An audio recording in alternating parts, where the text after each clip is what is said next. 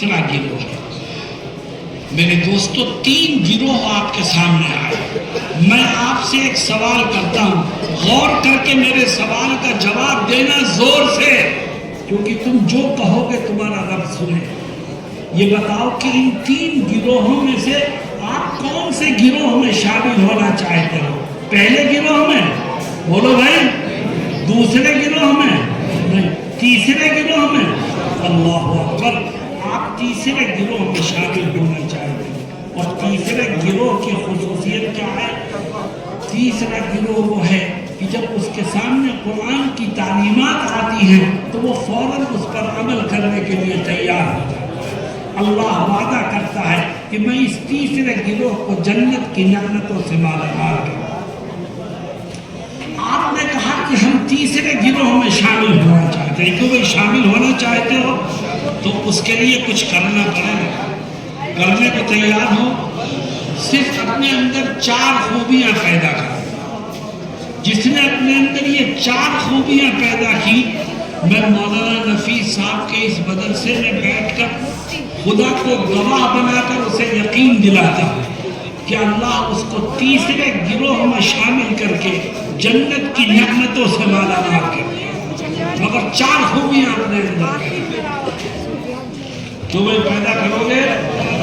کیا ہیں وہ 4 خوبیاں؟ سب سے پہلے، اگر اس تیسرے گروہ میں شامل ہونا چاہیں تو آج ہم اس بات کا عہد کریں کہ جب تک جسم میں جان رہے گی، بدن میں روح رہے گی، روزانہ انشاءاللہ 5 ٹائم کی نماز پابندی سے پڑھتے رہیں۔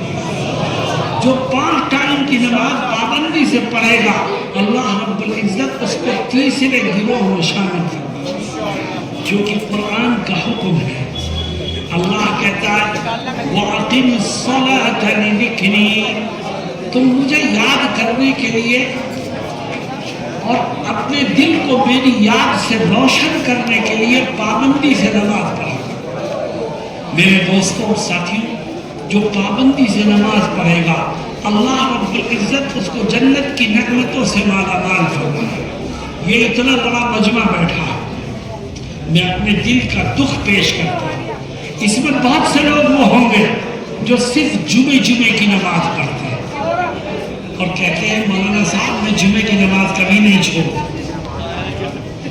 اور اس میں بہت سے لوگ ایسے ہوں گے جو نماز پڑھتے ہیں، روزانہ پڑھتے ہیں، لیکن ایک گڑبڑ کرتے ہیں۔ پڑھتے ہیں، روزانہ پڑھتے ہیں، مگر گڑبڑ یہ کرتے ہیں کسی دن 3 پڑھ لی 2 چھوڑ دی، کسی دن 2 پڑھ لی 3 چھوڑ دی، کبھی عشاء پڑھے بغیر سو گیا، اور کبھی فجر میں کلاس ہو رہا ہے، اٹھنے کی توفیق ہی نہیں ہوئی اس کو۔ یاد رکھو، جس نے صرف جمعے کی نماز پڑھی یا روزانہ پڑھی، مگر کسی دن 2 پڑھی 3 چھوڑ دی، 3 پڑھی 2 چھوڑ دی، کبھی عشاء چھوڑ دی، کبھی فجر چھوڑ دی، تو یاد رکھو وہ اللہ کی چاہی نماز نہیں پڑھتا، وہ اپنی من چاہی نماز پڑھتا، اور اس کی من چاہی نماز اس کے منہ پر مار دی جائے۔ خدا کہتا ہے روزانہ پڑھو اور 5 پڑھ، تو کہتا ہے میں روزانہ پڑھوں گا مگر 2 پڑھوں گا 3 نہیں پڑھوں گا۔ اللہ کہتا ہے فجر بھی پڑھ، ظہر بھی پڑھ، عصر بھی پڑھ، اور مغرب اور عشاء بھی پڑھ، تو کہتا ہے صاحب فجر میں مجھ سے اٹھا نہیں جاتا اور عشاء میں دیر ہو جاتی ہے۔ ارے ڈر اس رب سے جو تیری آنکھوں کی روشنی کو چھین سکتا ہے، ڈر اس رب سے جو تجھے اپاہج اور مفلوج بنا سکتا ہے، ڈر اس رب سے جو تجھے اپنا دیا ہوا رزق کھلاتا ہے، اگر وہ چاہے تو دانے دانے کا محتاج بنا سکتا ہے، اس کے سامنے جھکنے سے بھاگتا ہے۔ یہ تو اس کا رحم و کرم ہے کہ ہم گناہ پر گناہ کرتے ہیں، وہ پھر بھی معاف کر دیتے ہیں۔ آج سے طے کرو کہ روزانہ پڑھیں گے، وہ کتنی پڑھیں گے؟ پڑھتے پڑھتے مریں گے، اور مرتے مرتے پڑھیں گے انشاءاللہ۔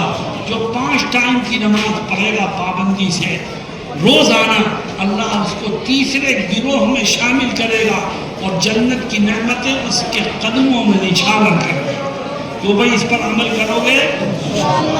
جتنے جوان یہاں بیٹھے ہیں وہ اپنے دل میں سوچیں کہ آج تک میں نے کتنی نمازیں چھوڑی ہیں، کتنی پڑھی۔ اگر یاد آ جائے تو اللہ سے دل دل میں وعدہ کرو کہ اے خدا آئندہ سے کوئی نماز نہیں چھوڑوں، اور اب تک جو چھوٹ گئی ہے میں اس کی قضا کروں گا انشاءاللہ۔ تم عہد کر لو، یہاں بیٹھ کے پکے دل سے کر لو۔ اس کا فائدہ کیا ہوگا؟ یہاں سے کوئی ساتھی اٹھا اپنے گھر گیا اور رات میں ہارٹ فیل ہوا اور وہ مر گیا، تو اس کو کل صبح کا ٹائم ملا نہیں، اس کو وقت ہی نہیں ملا کہ وہ نماز پڑھ سکے، صبح ہونے سے پہلے مر گیا، لیکن وہ یہاں بیٹھ کر کے عہد کر گیا تھا کہ میں نماز پڑھوں گا، مگر اس کو ٹائم نہیں ملا۔ تو فکر مت کر، مجھے یقین ہے کہ کل میدان محشر میں تیرا رب نماز پڑھنے والوں میں تجھے شامل کرے گا۔ وہ تو بڑا رحیم ہے، بڑا معاف کرنے والا ہے۔ آپ آج سے طے کریں کہ روزانہ 5 ٹائم کی نماز پابندی سے پڑھیں گے۔ دوسرا کام، اگر یہ چاہتے ہیں کہ تیسرے گروہ میں خدا آپ کو شامل کرے تو قرآن کا ایک اور حکم ہے، اس پر عمل کریں۔ وہ کیا ہے؟ آج سے طے کرو کہ انشاءاللہ زندگی کے آخری سانس تک جو لقمہ میرے پیٹ میں جائے گا وہ حلال کا، میرا کھانا حلال، میری کمائی حلال، میری آمدنی حلال، جو لقمہ میرے پیٹ میں جائے گا وہ حلال کا ہوگا، جو پیسہ میری جیب میں آئے گا وہ حلال کا ہوگا۔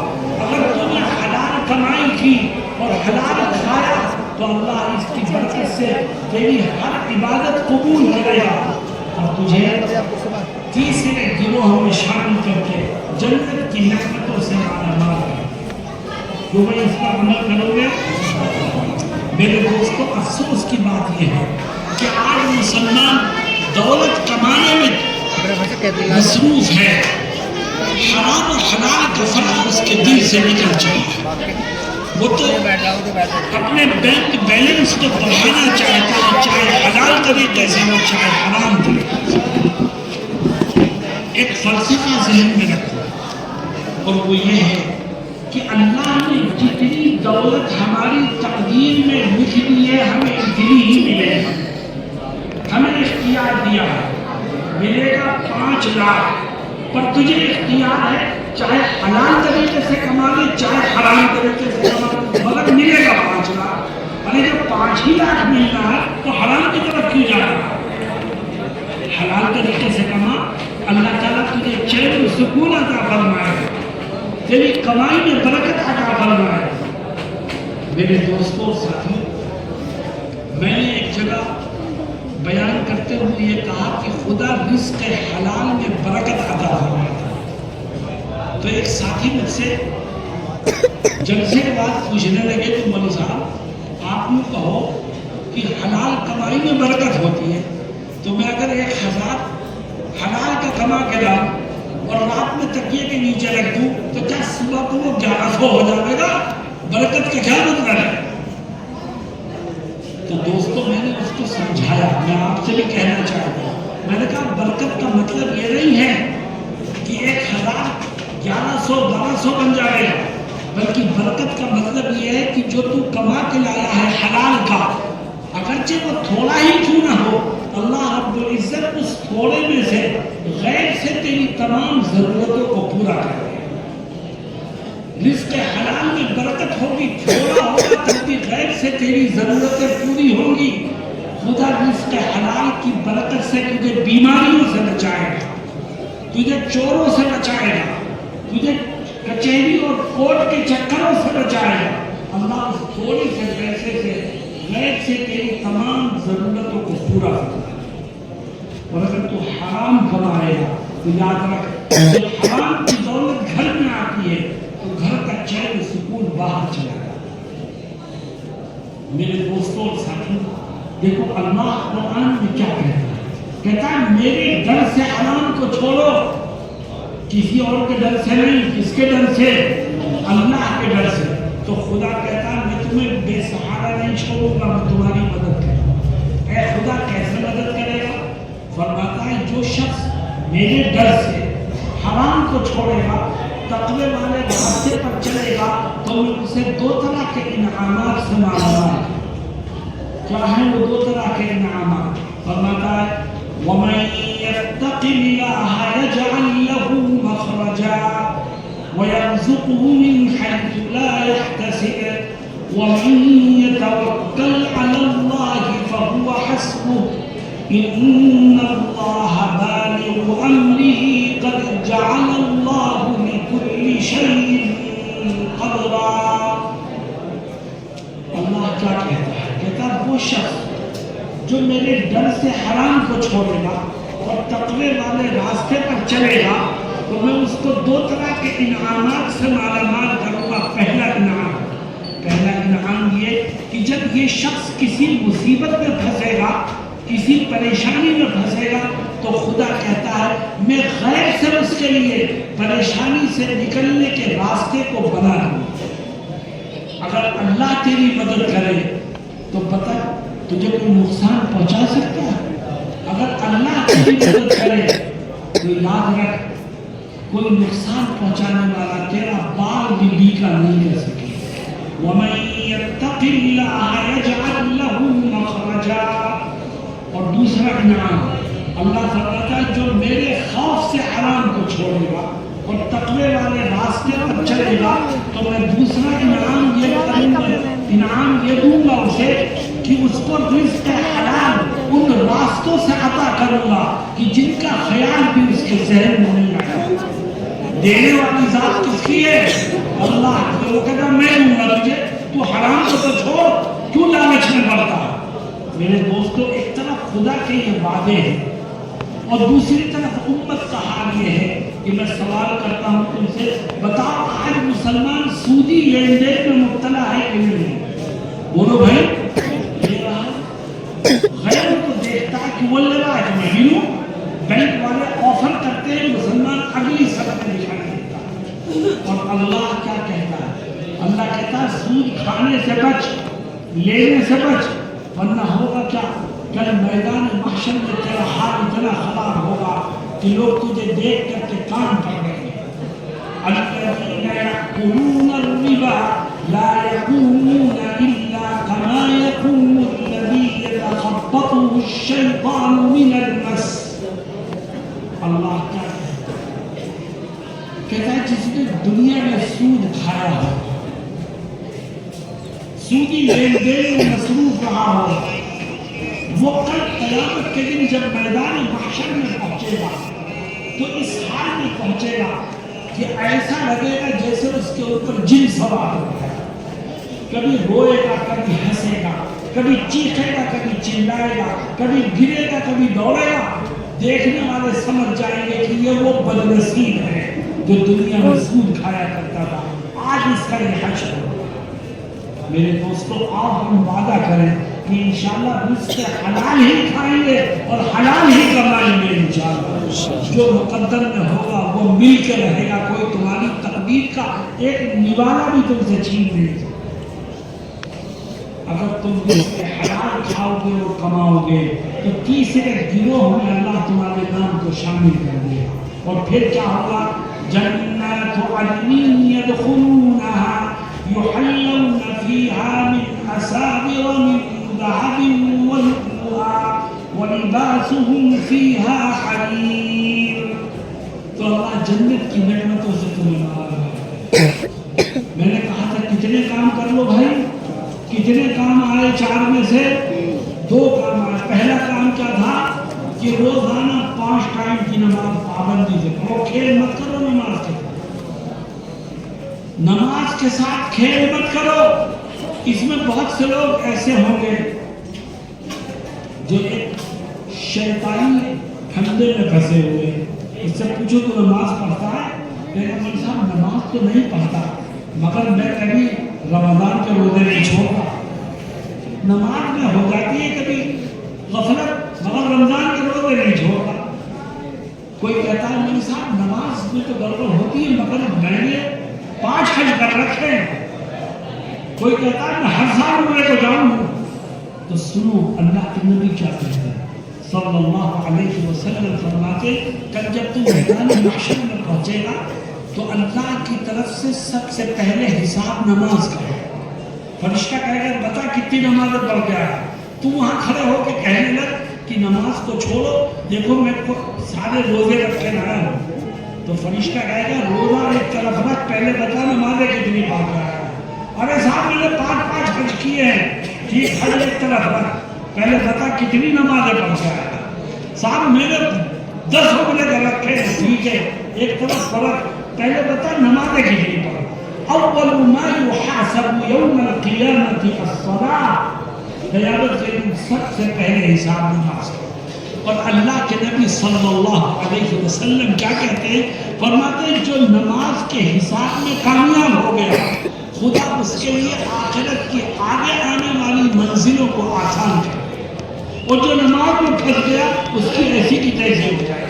اللہ ہم سب کی حفاظت کرے۔ تو پہلی چیز یہ ہے کہ روزانہ 5 ٹائم کی نماز پابندی سے، اور دوسرا کام کیا تھا بھائی کہ جو کھاؤ جو کماؤ وہ حلال کا ہونا چاہیے، اور تیسرا کام اگر تیسرے گروہ میں شامل ہونا چاہیے، اور یہ چاہتے ہو کہ خدا جنت کی نعمتوں سے تمہیں مالامال فرمائے، تو ایک تیسرا کام بھی کرو، اور وہ تیسرا کام یہ ہے کہ آج سے طے کرو کہ انشاءاللہ زندگی کے آخری سانس تک جب کسی کا کوئی حق میری طرف نکلے گا تو میں ایک ایک پائی کا حساب کر کے اس کے حق کو ادا کروں، جو دوسروں کے حق کو ادا کر کے دنیا سے جائے گا، اللہ رب العزت اپنے نیک بندوں میں اس کے نام کو شامل کر دے گا اور جنت کی نعمتوں سے اسے مالا مال کرے گا۔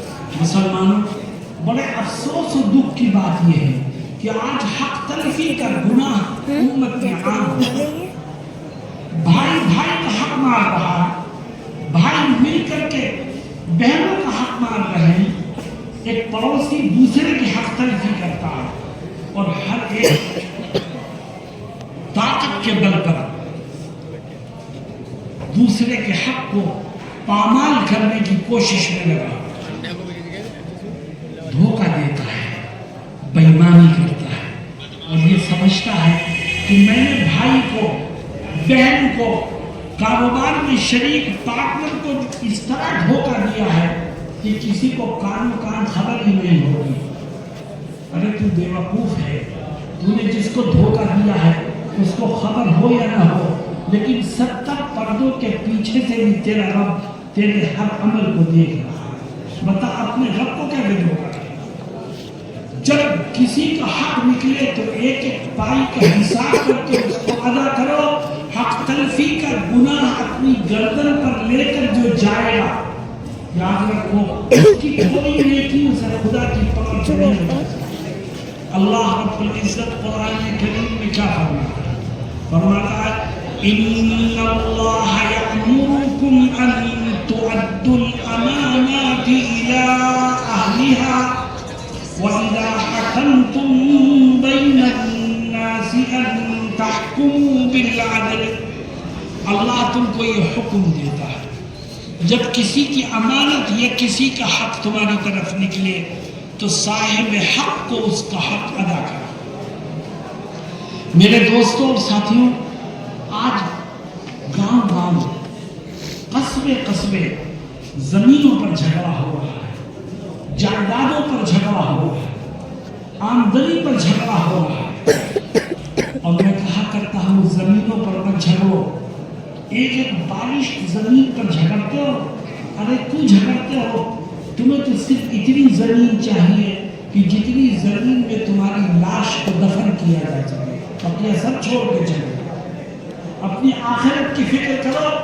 مسلمانوں، میں سوال کرتا ہوں، بتانا تو اور میں اسی دنیا میں رہتے ہیں، بتاؤ باپ مرتا ہے ابھی اس کا کفن بھی میلا نہیں ہوتا اور اولاد میں جائیداد کے جھگڑے شروع ہوتے نہیں ہوتے؟ اور ان جھگڑوں کی وجہ کیا ہے؟ ہر ایک اپنا حق لینا چاہتا ہے۔ آپ کسی سے کہو کہ بھائی تم کیوں جھگڑتے ہو، اپنے معاملات میں بیٹھ کے حل کر لو، تو وہ فوراً کیا جواب دیتا؟ کہتا پولیس صاحب میں جھگڑا نہیں کر رہا، میں تو اپنا حق لے رہا ہوں، میں حق مانتا ہوں تو لڑائی ہوتی ہے۔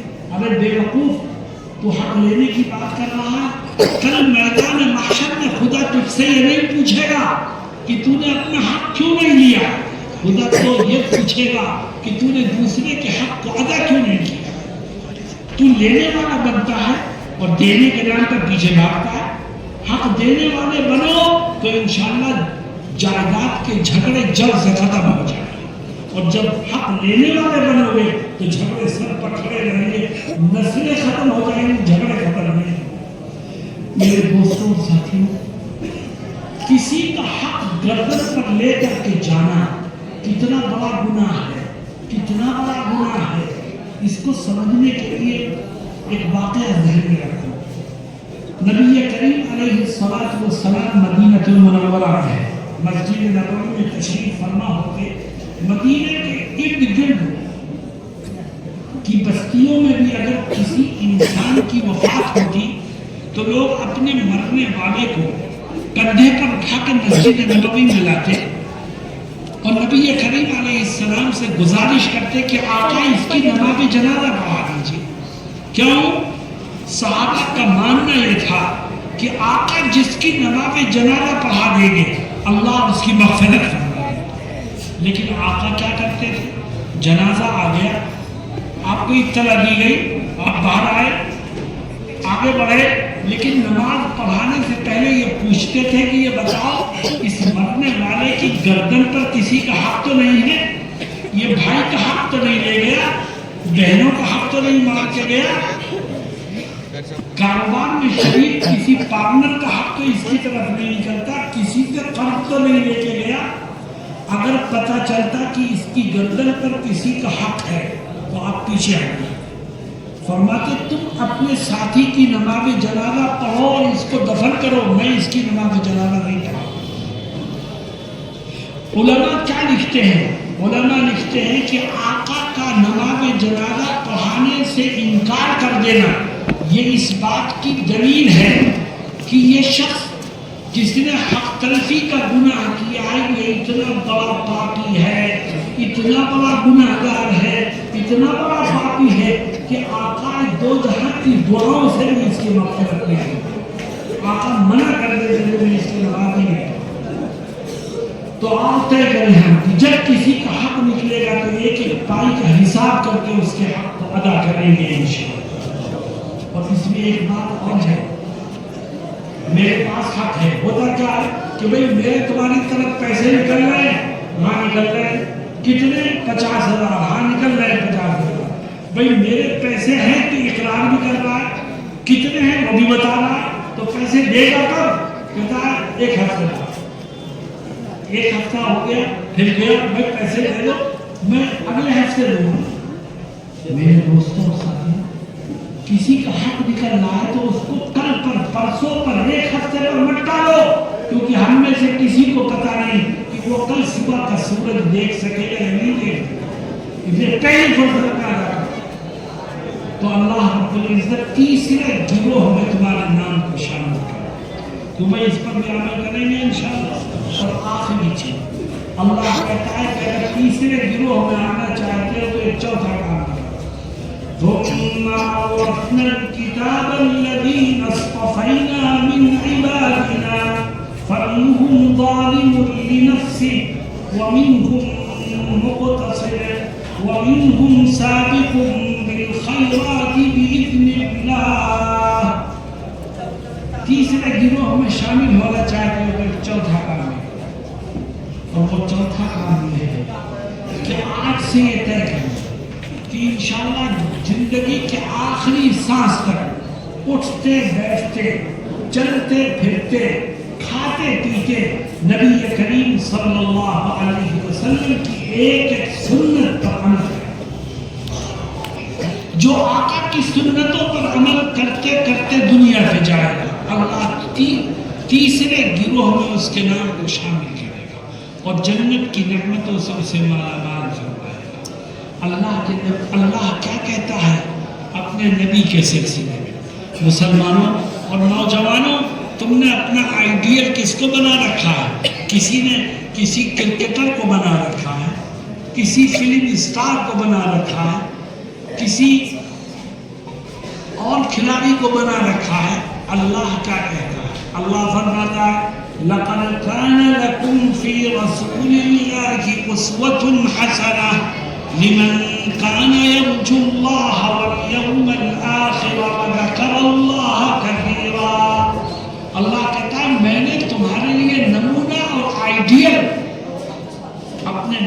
اپنی ذات کو بنایا ہے. تمہیں نقل اتارنی ہے تو میرے نبی کی نقل اتارو.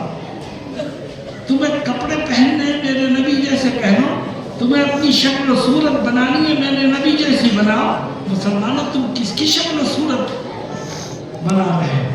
اللہ کے دشمنوں کی نقل اتارتے ہو, جہنم میں جانے والوں کی نقل اتارتے ہو.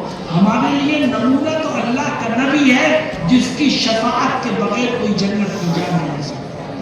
میرے دوستوں اور ساتھیوں, آج جس مسلمان کی جیب میں پیسہ ہے وہ شادی بیاہ کے وقت نبی کی سنت کو خاطر میں نہیں لاتا.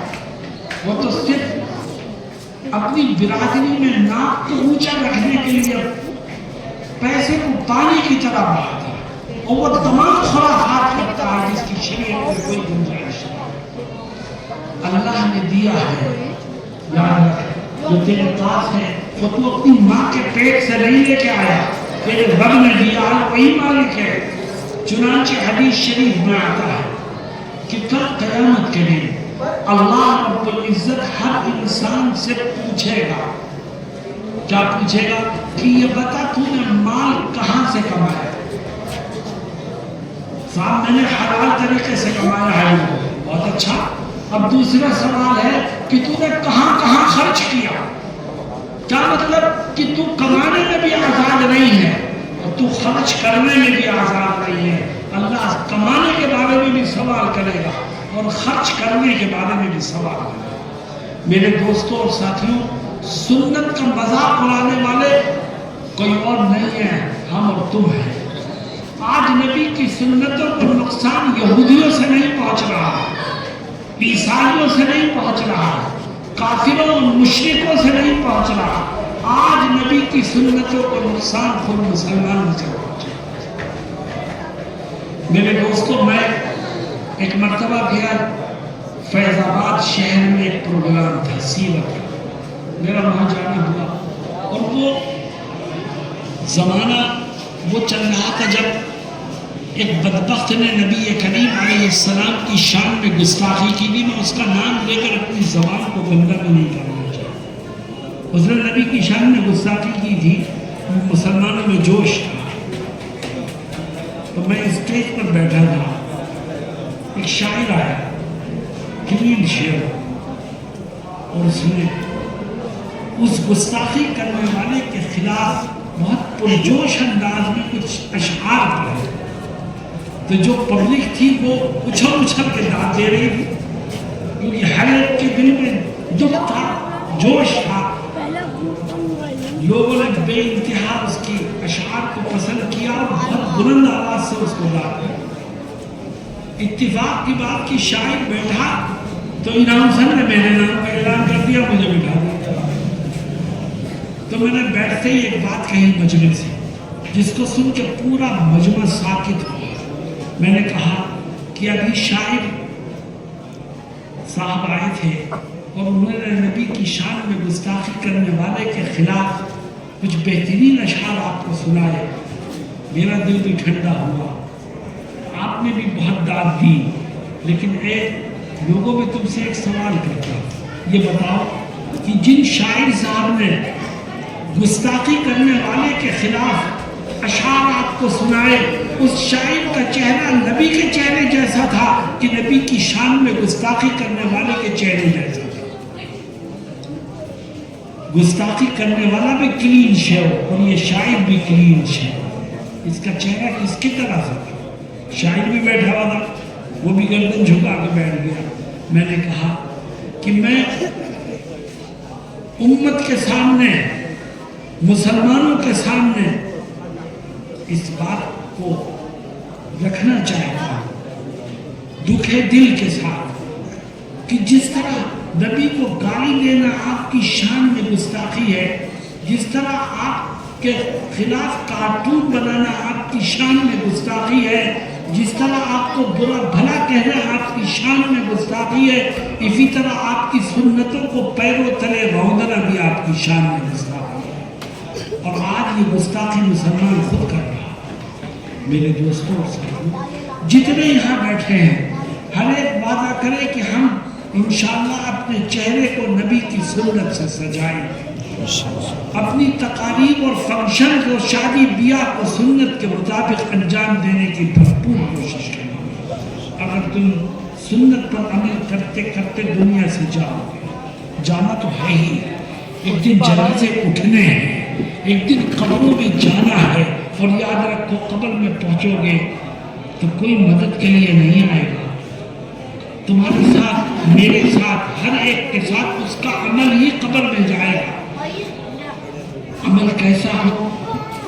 3 گروہ آ گئے، فَمِنْهُمْ ظَالِمٌ لِنَفْسِهِ وَمِنْهُمْ مُقْتَصِدٌ وَمِنْهُمْ سَابِقٌ بِالْخَيْرَاتِ بِإِذْنِ اللَّهِ۔ میرے دوستوں، ساتھیوں، آؤ ہم طے کریں کہ انشاءاللہ یہ چاروں خوبیاں ہم اپنے اندر پیدا کریں، تو قبر میں یہ خوبیاں ہی تمہارے ساتھ جائیں گی، اور اللہ رب العزت ان خوبیوں کی برکت سے آپ کی قبر کو جنت کے باغ میں تبدیل فرما دے گا۔ مجھے خوشی ہے کہ آج ہم اور آپ اس جگہ جمع ہیں، اور دین کی نسبت پر ہمیں مل بیٹھنے کا موقع ملا۔ میں مولانا نفیس صاحب کا بھی مشکور ہوں کہ انہوں نے مجھے یاد کیا، اور یہ مدرسہ تو بہت پرانا مدرسہ ہے۔ حضرت فدائے ملت مولانا سید اسعد مدنی رحمۃ اللہ علیہ اور جمعیت علماء سے جڑے ہوئے لوگوں کی یادگار ہے۔